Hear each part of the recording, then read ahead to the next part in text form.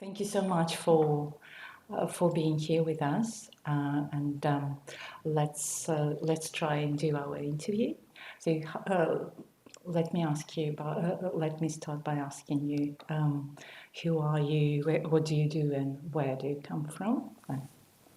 Right. I'm Maria Kuteeva, professor of English with specialization in linguistics at Stockholm University, and I've had a rather long academic trajectory. So at the moment, I'm based at the University of Stockholm in Sweden, but previously I had worked in Portugal for 10 years. And I did my PhD at the University of Manchester in the mid-90s. And before that, I had studied in St. Petersburg as well. But at the moment, of course, I've been based at Stockholm University for 15 years, and my current research is very much rooted in the kind of sociolinguistic phenomena that we can observe in the Nordic countries. So my work is very much focused on the use of English in multilingual academic settings. Right. So this is we could say the focus of your research, right? The use of English. Yeah. But I can say a little bit more about the focus. Please do. Yes. So. I've also had a trajectory in the way that I perceive English as an object of study.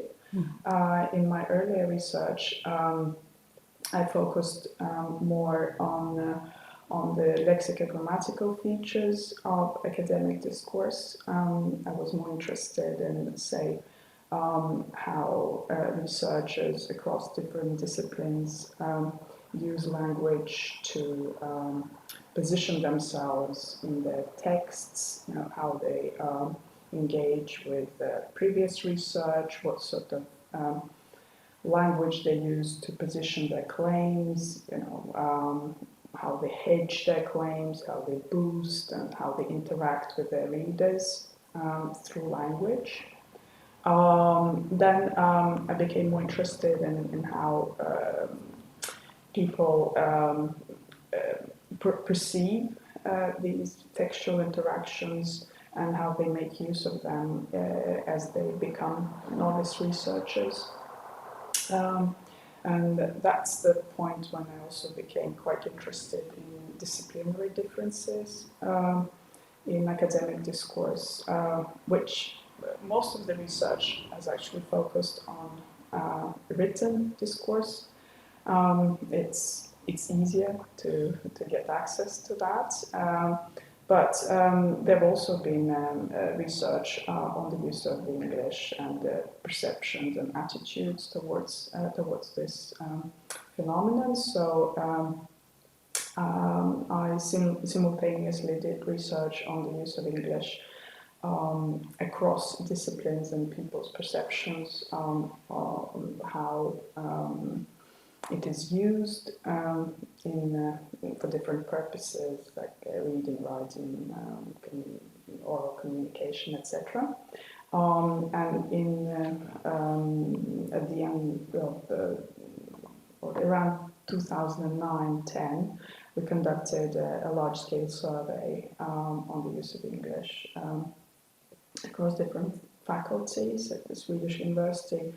And then drew some conclusions as to how it can vary depending on disciplinary factors, but also how it is used in parallel with other languages, in particular the majority language.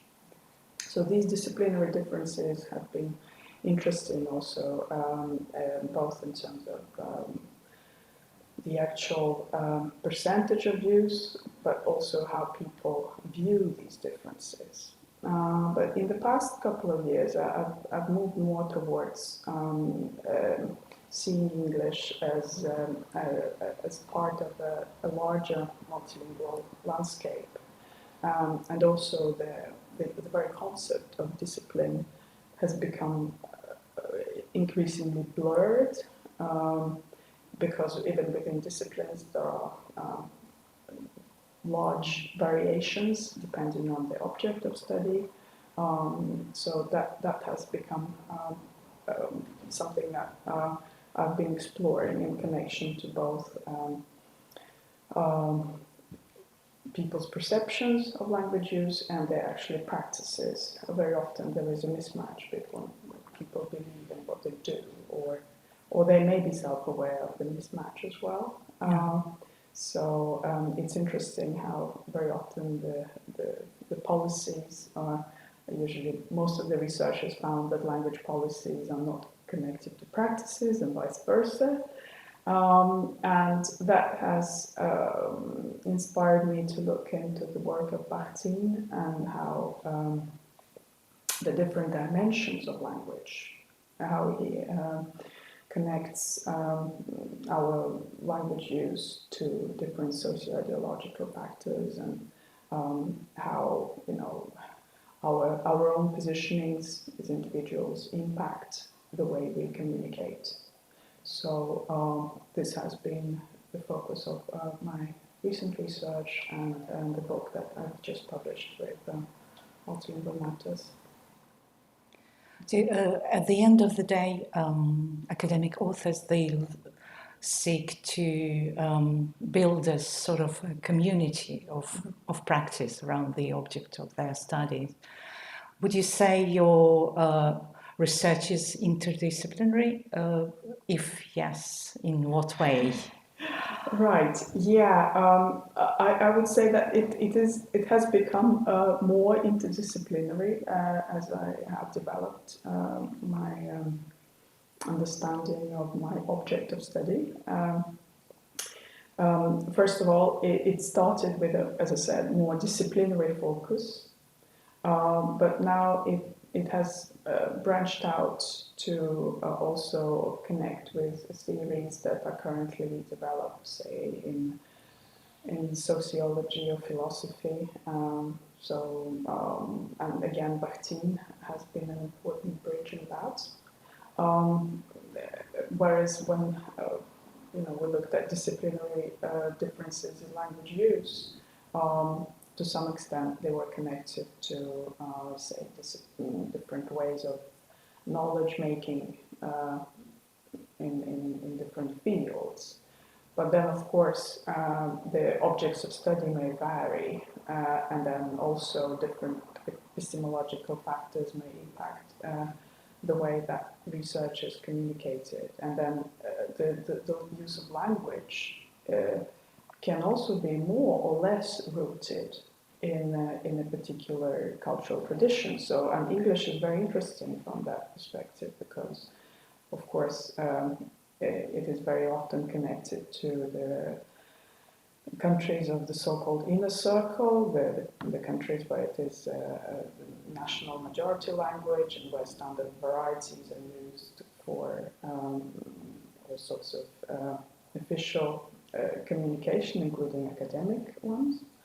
But at the same time, of course, there is a huge variety of non-standard Englishes, even within the Anglophone world. And they kind of are off the radar when it comes to the discussion of what sort of language should or shouldn't be used. I find a lot of debates about the use of a particular language in academic settings. They often confuse all kinds of political and ideological factors with more research-oriented ones. But at the same time, of course, the socio-ideological dimension of language is always there, and it's not surprising that English has been imbued with this sort of ideological dimension, especially thanks to the work of Robert Philipson and this linguistic imperialism idea. But at the same time, since it has become the language of non-English speaking populations all over the world, it is undergoing significant changes, and it is no longer an exclusive property of the Anglophone countries. So we can observe very interesting processes of language change taking place today. And that is, of course, interesting to see how the disciplinary attitude towards non-standard varieties of English can also vary, say, between the STEM subjects like science, technology, engineering, maths, and the humanities, and how people personally engage or not in questions of language choice. So in that sense, my work is always interdisciplinary because the data that I work with from different academic settings, it inevitably reflects a specific disciplinary orientation. So in that sense, there is always some sort of bridge between the different epistemologies involved. And I also spent half a year at the Helsinki Collegium for Advanced Studies, which is part of this worldwide network of institutes for advanced studies, whose very purpose is to encourage interdisciplinary research.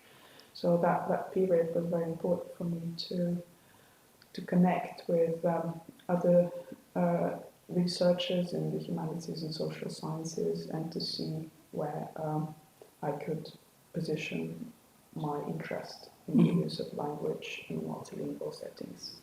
Right, so we can say that your research has been both transdisciplinary and disciplinary and multidisciplinary and interdisciplinary. So all those suffixes are there.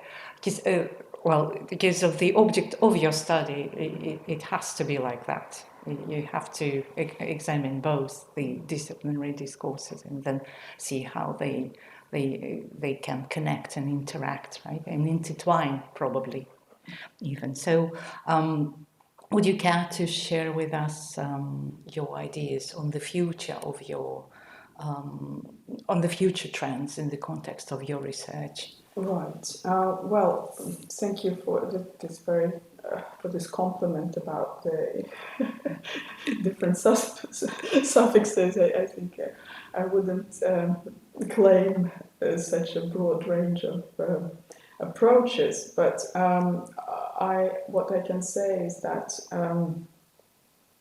although my object of study in connection to the English or the use of English, attitudes towards English, policies towards English, etc., in multilingual settings, the object of study has been the same, but the approaches have been somewhat different. So if we think about the field in connection to that, and what sort of present and future trends I perceive as being interesting. There is now a great deal of debate or publications and all sorts of interesting views in connection to decolonization of knowledge in both also in the Anglophone world, in the field of sociolinguistics and discourse analysis, academic literacy. People are looking at how our views on the object of study have been impacted by the way that by the use of English as well, and the dominance of research originating in the global north. And this debate has interestingly spilled all over disciplines. I, for instance, saw similar concerns published in Nature Psychology. So there is a great concern to decolonize knowledge, whatever that means. So basically it can be reduced to, say, questioning the kind of established paradigms that have been in place for decades now, that often come from the countries where English is used as a national majority language. But at the same time, of course, these are also the universities or the research centers that are the most international ones. So we can't equate them with native English speakers, because most of the time the best ones, the very best ones, they have people from all over the world. But of course they also very often drive developments in the field. So there's been this idea of the locus of enunciation, very much connected to people based in the global north, and a very conscious attempt, even in the journals such as Applied Linguistics or the Journal of Sociolinguistics, to broaden the scope of their advisory boards, kind of publications that have been missing from this research landscape. So this is a general concern also about how, in connection to structures, the structures in academia, and how the use of language, English or any other, is actually conditioned by the structures in place, say bibliometrics or peer review. So there are people who are questioning the way that these have been working, and to what extent they promote certain kinds of practices and knowledges, and how we can sort of try to change these structures. So there are researchers who are, let's say, activists as well, questioning these practices and making suggestions what can be changed, and how we should also engage in dialogue between the global north and the global south. So there's been also a trend to connect the use of English to neoliberalism, and how the neoliberal changes in academia have reinforced the use of English. At the same time, there are also researchers like, say, Suresh Kanagaraja, who promote what he calls a textual resistance, when instead of wasting all the energy on changing structures that cannot be changed overnight, people can engage in, say, more fluid rhetorical practices and mix languages in different ways, and basically sort of populate English with other languages and views, worldviews. Yeah, they don't necessarily have to be encoded in different ways, but they may reflect other positions even through English linguistic forms, so to speak. So there is this sort of trend in the field. But at the same time, there are also developments within artificial intelligence that impact the way that language is used.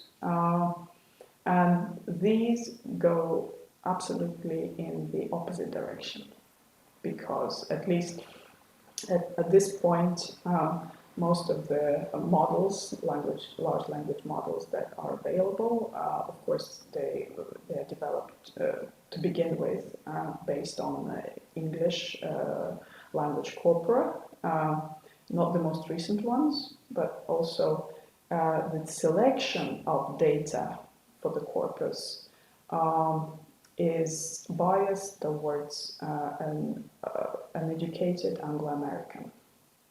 So since the kind of texts that are used to generate whatever and to train answers, to train the models, they are, I think, for the first generation, they were collected from links posted on Reddit. So they reflect the sociocultural background of the users of Reddit, and the kind of views and ideas that these users share.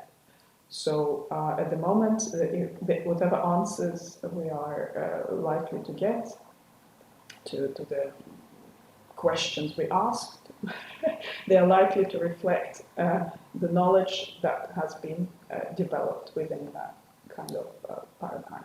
And of course, they're also more geared towards the use of standard language varieties. There is now an attempt to create large language models for non-standard or minority languages. And there are also, of course, very important positive aspects of making some of the knowledge that was hidden or occluded before, making it available at no cost, to people from contexts where they don't have access to very good libraries, where they don't have access to good databases. So it's not all doom and gloom. But in terms of